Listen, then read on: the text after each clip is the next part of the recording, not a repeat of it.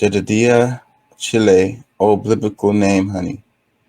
These comments are silly. I'm gonna move on.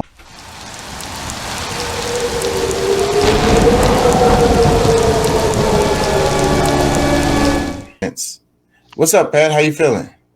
So feeling pretty good, man. Hey, I'm gonna be in and out for just a moment, so I'll be right back. But go ahead. All right. I just gotta go grab something. I'll be back.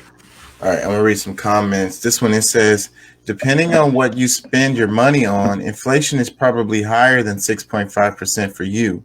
A 6.5% CPI means cash is losing 50% of its buying power every 10 years. If you're not investing your money, delayed gratification will do nothing to help you financially. Saving your money instead of investing it means your wealth is being transferred to people who own assets. And it has less and less spending power. So the day you saved it is, even with the interest you get in your regular bank, you actually lost money over time. Let me read some more. It says, speaking as a CPA between the hedonic quality adjustments, the goods services that are left out of CPI and other CPI trickery, and lack of open data set sources being used, both economists and corporate media should not be using the government's manipulated CPI metric, but rather independent measures of inflation like shadow stats or trueflation. The government CPI metric is intentionally designed to underreport true inflation, to lower the real cost of paying huge government debt, and to limit increases to government payouts like Social Security.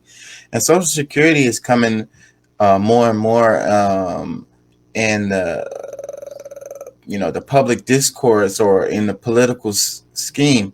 And this coming year, mark my words, there's going to be some radical changes, I think, to Social Security. Now, each year they do increase Social Security related to inflation. It's one of the things that is actually really good.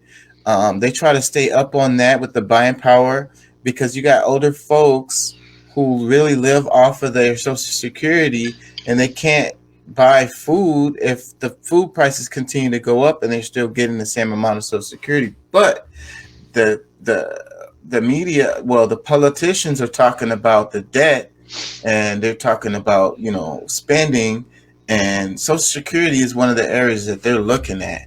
So who the hell knows what the hell they're going to do with that? They had to fight for the Social Security. That wasn't a popular thing really when it came out.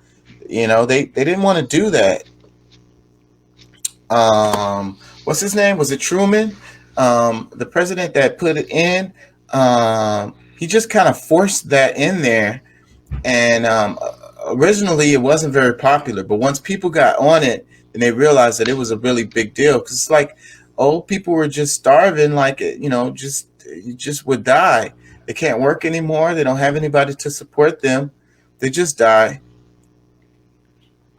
Let me read some more. It says, I was listening to this segment as I was driving home from work. I thought Crystal referred to Larry Summers as the former Treasury Secretary.